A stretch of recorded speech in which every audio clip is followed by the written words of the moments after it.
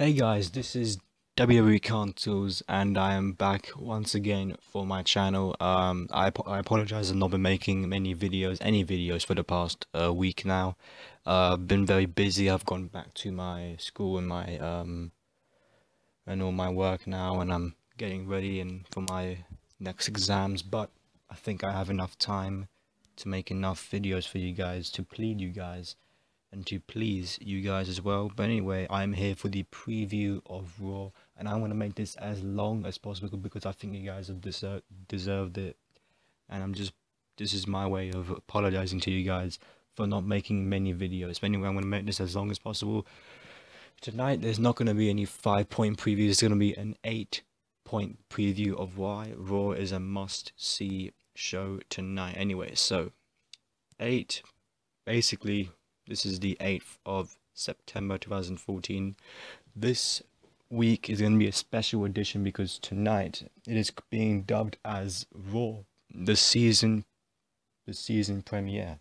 So pretty much the company are making and really hyping up this week's Raw, and making it and introducing it as the season premiere of Monday Night Raw, and probably making it the biggest Raw episode of all time, one of the biggest Raw matches of all time as well. Anyway, let's get started. So number 8, we're going to be getting a lot of heat from the Divas, including Nikki Bella and Bray Bella, after Jerry Springer is scheduled to appear, and they're going to be, and he's going to be filled in a segment with Bray Bella and Nikki Bella, and to calm these two sisters down and really try to make them as close as they were before SummerSlam. So that's what they're pretty much trying to do, and along with Nikki Bella facing Paige and AJ, how will Brie Bella react to this, and what's really going to happen? I'm not really sure what's going to happen, but that's something that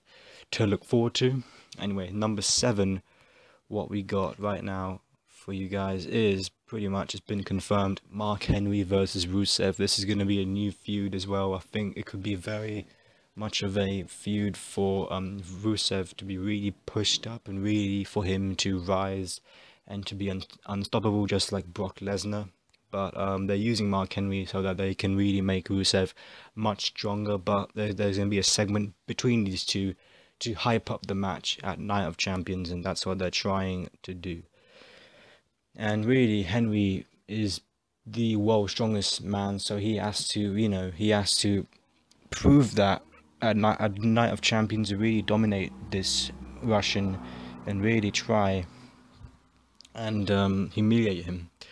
Alright, number 6 is pretty much Bo Dallas. He really is being an inspiration to Jack Swagger, or is he pretty much? Is he being an inspiration, or is he, trying to get into his head?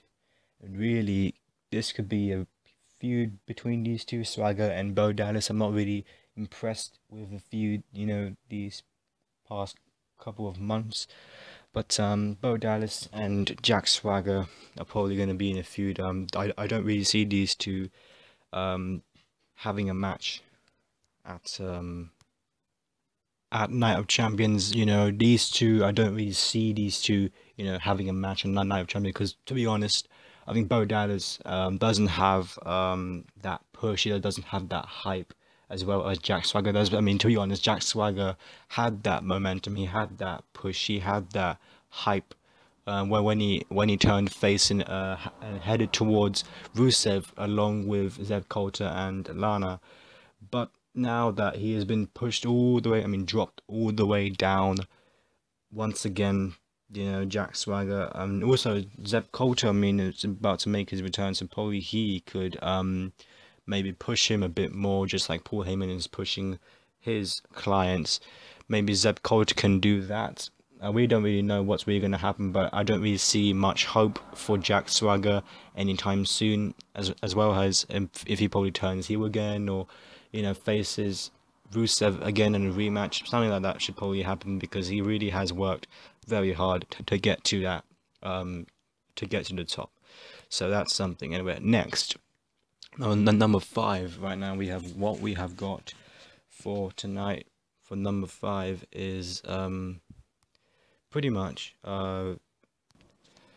is basically the fact that they're in the mid-title card. There is huge chaos. I mean, what I mean by chaos is I'm talking about the Intercontinental Championship right now between Dolph Ziggler, the current champion, and The Miz. These two are scheduled for a rematch, and what a match is going to be in 2 weeks. That's even sooner.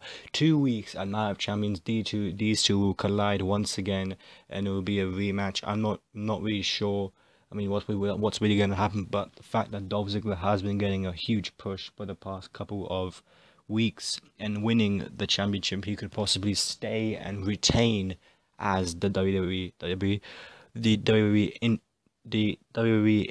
Intercontinental Champion.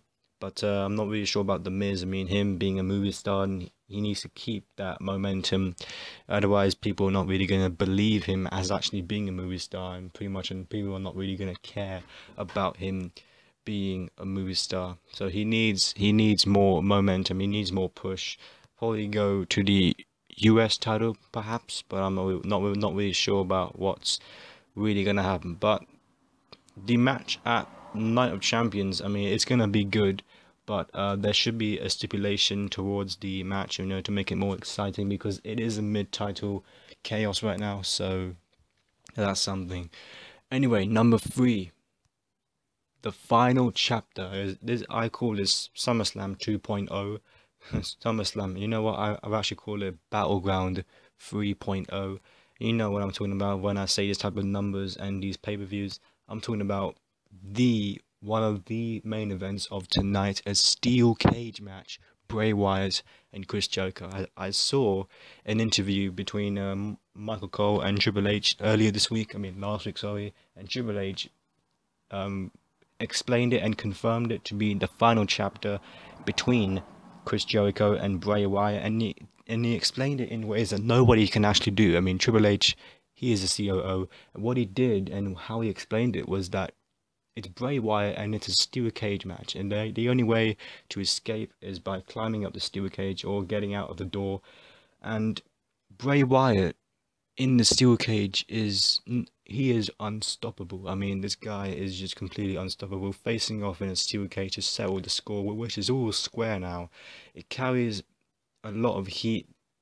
However, considering their previous encounters, you know, but the cage, it should add more dimensions to it, and really this could be a very good match. I really can't wait for it. And the fact that there is no way out. I mean, the person who loses will probably be trapped inside the steel cage, and Bray Wyatt has been in the swamps for all his life. I mean, I believe in the guy and what he really says, and along with the Wyatt family, he will do all he can to get out of that swamp, and along with the Wyatt family helping him with that. But Chris Jericho, he is the Walls of Jericho. He is the first ever undisputed champion. He will also take that momentum. He will also have that push and that hype to get out of the steel cage while he can. So I can't wait for this match. It's going to be great. And what a way to have a season premiere with a huge main event like that. That's going to be great. It really is just going to be great. That was number 3. Let's go on to number 2 right now. Number 2 is going to be probably another match, another big rematch of a main event. And it will be Roman Reigns versus Randy Orton to settle the scores once and for all. I mean, this match, what I saw at SummerSlam was a 4 out of 5 stars. It was a great part of a main event of SummerSlam. It really was great, and I really enjoyed it. But the fact that Randy Orton is desperate for a title match against possibly Brock Lesnar, Seth Rollins, or even John Cena, he needs this match. He needs to win this match for him to prove to people, to prove to Triple H, and to prove Roman Reigns, and more importantly himself, that he deserves to get a title shot, and he deserves to be the face of the company. And for him to do that, he needs to beat Roman Reigns, and Roman Reigns pretty much will do all he can to beat Randy Orton once again. But what Orton said was that he was too lucky to get away from this. So that is going to be something that we haven't seen for a long time, you know, Orton being victorious again. But yeah, that's going to be a match that everyone's going to be really looking forward to. So Orton and Reigns, as well as Chris Jericho and Bray Wyatt, is going to be huge main events. But we have something even bigger for the main event tonight, and that is about John Cena and Brock Lesnar. The rebel is rising right now. Cena is rising. He is proving his critics wrong, and really he brought out 2 weeks in a row aggressive in-ring action against Bray Wyatt and against in a 6-man tag team match, along with Reigns and Jericho against Rollins, Seth, and Orton. And really he is rising, and as well as the COO's doubts, Cena is proving, and he is silencing his critics with a lot of aggressive action. But will it be enough to beat Brock Lesnar? That is something that Triple H, Cena, Paul Heyman, and many people are going to be talking about tonight on Raw, when a huge segment between Cena and Triple H happens. So that's something to really look forward to, and I'll see you guys anyway. So I hope you enjoyed it, and I'll see you guys very soon. So yeah, there is more videos to come. It's going to be very difficult, but I'll try my best to put as many videos as I possibly can for the next couple of months. But anyway, I'll see you guys very soon. So I hope you enjoyed it. Rate, comment, and subscribe, and I'll see you guys later. Peace.